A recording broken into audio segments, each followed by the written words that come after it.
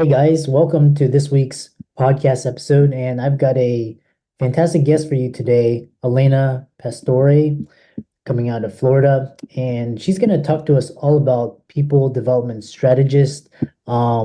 She's for those interested in leadership, career development, coaching. Elena brings a blend of strength and skill management with career development expertise to help her clients. So, Elena, welcome. Thank you for having me. I'm excited to be here. Yeah. Briefly talk about, who you are, how you got there, and how the audience can benefit from your expertise. Yeah, so I am a leadership and career coach, and I also say people development strategist because it really just applies to everything related to professional development. We all have goals, right? We all want to be and feel successful, and that looks very different for everybody. Whether you are on a specific career path that you already love and see a lot of growth in, or you are looking to change and do something different. I've always had a passion for helping people, which is very broad, and you hear that a lot. And I wasn't really sure how that would specifically play out in a career. And after lots of digging and soul searching, I found coaching. And that was how I got into this space. And I feel that, we spend so many hours of our lives working, 90,000 hours. If you live a long life, you will spend working for the average person. And so, it's such a big part of our lives, numerically speaking, in numbers. And if I can help people to love their career, then I can help them to love their life and be happy. And so I work with individuals one-on-one and work with companies to really get, the whole 360 experience and just help everybody be better. Yeah. And I love to start out with when I talk to coaches, I always love because a lot of them are into personal development, and I always love to Mm-hmm. ask them about mindset. So how can Mm-hmm. like a lot of the audience, they're so used to just working, going in, clocking in, you know, punching, all this. But what mindset shifts can help impact one's career growth and leadership abilities for the better? Yeah, it's a loaded question because there are so many things that I could say to that. Um, it starts with self-awareness, and that's a term that most people I think are pretty familiar with nowadays. And that could mean in itself a million different things to a million different people. I guess the first place that I would go is, are you choosing what you're choosing because of, or are you choosing what you're choosing from a place of possibility or a place of necessity? So even when you think about people that are doctors, lawyers, engineers that have that's a very specific career path. You learn a very specific skill, get the degree, boards, legal certifications, right? And it's very specific. Depending on what you go to school for, people feel like, well, I went to school for this one thing, and this is the one thing that I'm going to do. Is that craft, right? And so a lot of times, whether it just becomes mundane, it becomes very predictable, or you simply outgrow it, it's hard to know what else you can do. And so sometimes people choose their career paths and continue to move forward from a place of necessity rather than possibility. And what we want to get people to is a place of possibility. That all starts with self-awareness. So what does that mean? Well, choices out of necessity are choices made from a place of, I have to do this because it's the only option available to me. Again, when we think about those careers that are very specific, lots of times people are like, well, this is my only option, so I have to choose this. Possibility is, I want to be more exploratory. I believe that there are opportunities and different possibilities out there. And I promise you that regardless of what your current career is, you can make a choice out of possibility. You don't have to keep living out of necessity. And if you feel like you are living in possibility, the question then would be, how can you continue living in that space and prevent yourself from plateauing or becoming in a space where you're coming from necessity? And that starts with just being very honest with yourself and asking yourself, why am I choosing this? And then either write down or verbalize or think about your response, and then assess that response and say, is that possibility or necessity? So that's place number one. I love that. And, because, this podcast is very broad, so we kind of broad strokes. And one of the common things I would hear from my colleagues during residency was like, they were like, "Yeah, I can't stand this. I hate this." But always it was always that proverbial but. And they're like, "I have no options, or I've been in this too long, or I've got Yep. 500,000 student loan debt, and or my parents would kill me, giving up a career." So Right. yeah. The other what's really interesting is so you incorporate this technique called neuro-linguistic programming, and explain Hmm. what it is and how these techniques can be used to enhance development, particularly in career situations if people want to change careers, or if they're contemplating getting into a particular career. Yeah. So one of my favorite topics, and the question that I actually just asked about the possibility or necessity, that is an NLP question. So NLP, neuro linguistic programming in this case, there's also natural language processing, which is a different NLP. Some of you may be familiar with that. It's about understanding communication with self, others, and the world around you, is really the broadest way that I like to define what NLP is. And within that, there are a million techniques, ways of thinking, questions to ask yourself to really get you to get the results that you want. NLP is about understanding all those things so that you can take action and get what you want, whether it's career, family, relationships, personal, fitness, health, whatever. And so one of the first places, again, going back to my example about the possibility or necessity, that comes down to assessing your linguistics, right? Why am I choosing it? Because I have to, or there's possibility, right? So that's the language around defining it. And so what that does is, as a coach, that helps me understand how you view the world and how you view what you believe is available and possible for you, because then that's going to give me insight into what type of action I think you're ready to take and where we need to start in a coaching relationship. Because if you're all gung ho, I can do anything, the world is my oyster, I'm going to work with that person very differently than somebody that is really stuck, feeling like they can't make progress, feeling like they're spinning their wheels, they've tried everything, they're not getting results. So that's kind of one example of how that helps me assess how to move forward. And there's a bajillion different specific tools and techniques for people that are more stuck. There are more kind of therapeutic practices, so to speak, that help you overcome self-imposed mental roadblocks, right? Like we always, sure you've heard the term, we're the biggest thing in our own way. And that is 1,000% true. And there are things that can really fast track you to get out of your own way. So there's NLP techniques for that too. But like I said, the goal really is customize each individual person. Where are you trying to go? And how can I and NLP help you get there in the most efficient and quality way? Yeah, I love that. And what I really love is you talked about self-awareness, and anytime like I'm triggered, or feeling frustrated, Mm-hmm. or fearful, I pay attention to the language that I'm using. And so even Uh-huh. even outside of a coaching, this is really powerful to be able to change the language of how you talk to yourself. So kind of moving on to this idea, because leadership and management and all of this is great. But now we have AI, and now we have Mm-hmm. work from home, and now we have the millennials and Gen Zs. They're like, screw this. I'm not working for any company. I'm gonna create my own company. Or so talk about how all this fits into this changing landscape, AI, generational age differences. How can you hone these skills to get the best result? Yeah, so it's interesting for a few reasons, because the human brain wants to predict and also wants to create the highest degrees of knowingness and certainty as possible. That's just our nature. And ways of achieving that are generalizing, putting people in buckets, stereotyping. And I don't necessarily mean people are doing it in a bad or a malicious type of way, but that's just our attempt at defining things around us and minimizing certainty, minimizing risk, because those things are scary to us.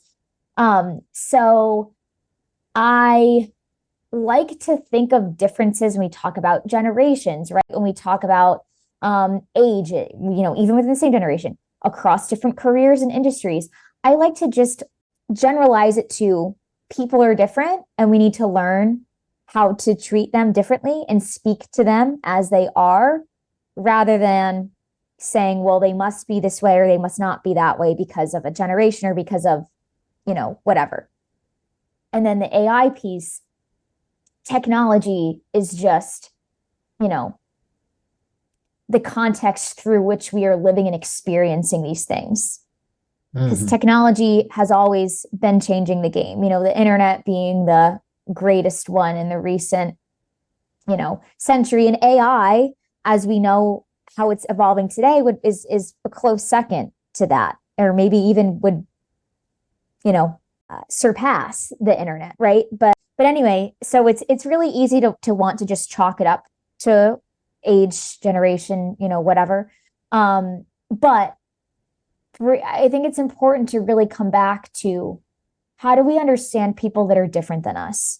And then say, how can we leverage the tools and resources we have around us to achieve that? Whether it is AI, whether it is using questioning techniques like NLP, or whether it's just saying, scratch all that, let me just sit down with you, in person or on Zoom and get to know you. One of the core philosophies of NLP that is taught in the very beginnings, at least for me in my school, the first thing that's taught, a couple things. People are doing the best they can with the resources they have available to them in the moment. Sometimes someone's best is really not good at all. And especially if your best is great and they're bringing their best, which is significantly not even comparable to you, that's still the best. And so just assuming positive intent always, and just recognize that people are coming from a different place. And so, yeah, I think AI is scary, and a lot of people are straying away from it, and that's a different conversation we could have altogether. But I would just say, look at your specific set of circumstances, what you have, what the other person or people have, and just say, how can I understand them better? And how can I use that new understanding from a place of curiosity to then develop a better relationship with them, to then, develop more preferable work outcomes or work conditions for both of us. Yeah, very insightful, because when it boils down to, you're talking about communication and all these other stuff like there's like tied, all these is just basically extraneous, and when you get down to it, it's just relating. So I love how you meet people where they are and assume the positive, assume the best in people. They're not out to get you and it's not about you.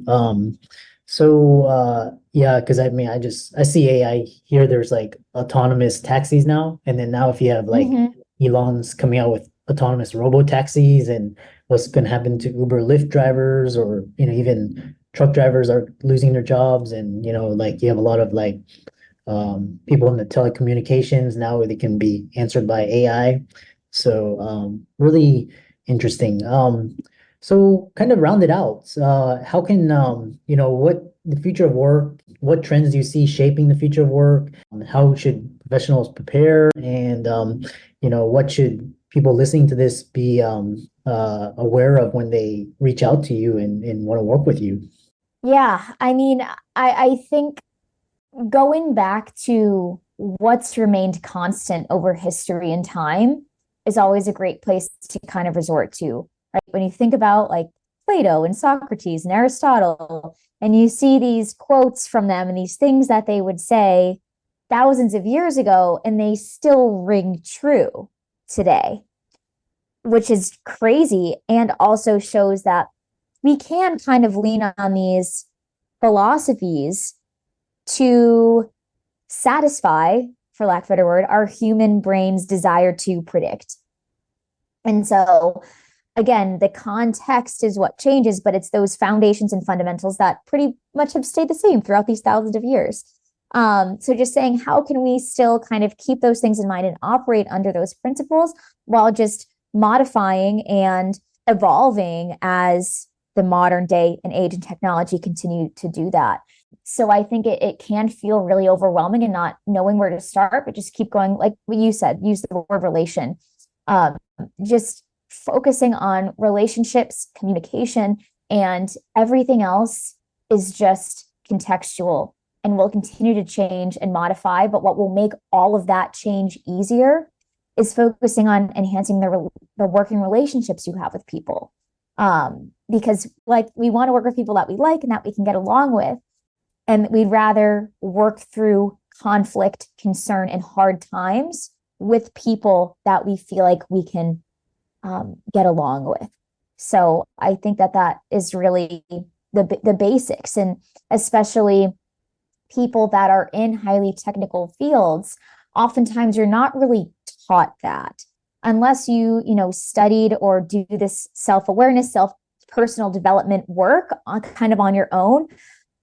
One thing that most companies have a huge opportunity to improve upon are those things. So this may sound elementary, but it is in many cases, and it's overlooked. It's a first step that is so often skipped. So I really can't emphasize enough how much easier that makes all of this.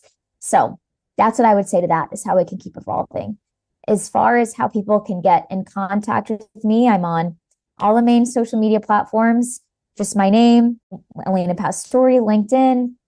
Instagram is my business name, which is Elena Torre Coaching. And then I'm on TikTok under my name as well. And then LinkedIn Business as well. So posting lots of content there. And if you are curious to know where can I start with developing some of this knowledge and expertise and questions to ask people I work with, developing this self-awareness and these first steps that I mentioned, I have a couple of little mini masterclass videos that give you a little bit of a deeper introduction to these topics that I discussed today. So I would say I can give you the links to that for the show notes. And that's also a great place to familiarize yourself with my work and also to develop yourself for the workplace. Yeah, I love that. And so the other thing, really briefly, is I always love to get the guests that have libraries, because I see a really beautiful library in the background. What were your top 3 books that you can recommend to the audience to check out? And I'm always in the marketplace for books and ideas. Yeah, so I'm more of a podcast person. I'm not going to lie, many of these books have been there for a little bit too long, untouched. But I would say How to Win Friends and Influence People, Dale Carnegie. One of the other ones, also a classic, 7 Habits of Highly Effective People. And I almost referenced this actually a few minutes ago. It might be the opening chapter, or pretty early on in the book, they talk about this principle that I mentioned of people are doing the best they can with the resources they have available to them in the moment. Because they talk about, I don't know if you've read it or if you remember this, where they talk about robberies. It's Have the you read 7 it? Habits, in the 7 Habits. Yeah, I'm pretty sure it was in 7 Habits. It's been a while since I need to go back and reread it, but go ahead and elaborate on it. So they talk about the dilemma of, and this is a classic example that is given in a lot of schools of, if your wife has this terminal disease and there's this one pill that can cure it, would you steal or would you commit a crime to save a life? Right. And a lot of people say they would. So it's ethics versus, law Yeah. in many cases. And it just comes down to the principle that, a few things. Life is very gray. And also, even when we are doing things that are deemed as bad, objectively, like breaking the law, for example, Yeah. we may say, well, that is the best thing to do because of the conditions and the circumstances. So I'm not doing anything wrong, even though I'm breaking the law, because my ethics are my moral compass and they tell me otherwise. Oh, interesting. I think that's how 7 Habits, or maybe it's a different book. But I think that's how that opens. But I'm not the greatest person to ask for books, but for podcasts, Diary of a CEO is one of my favorites. And they talk about lots of topics that are really timeless and applicable across industries, across practices. So one thing that I've been doing recently is really leaning into different industries, different subject matters, and kind of seeing how different principles and things can really cross over. I think that's a really great way to expand your mindset and also to just see the world as more whole and less segmented. So that's my recommendation there. Yeah, I love that. And all those are really excellent books. And so I really enjoyed this conversation. And for all the audience, be sure to follow Elena's socials, give her a like and follow, reach out to her for coaching. And thanks so much for coming on. Yeah, thank you for having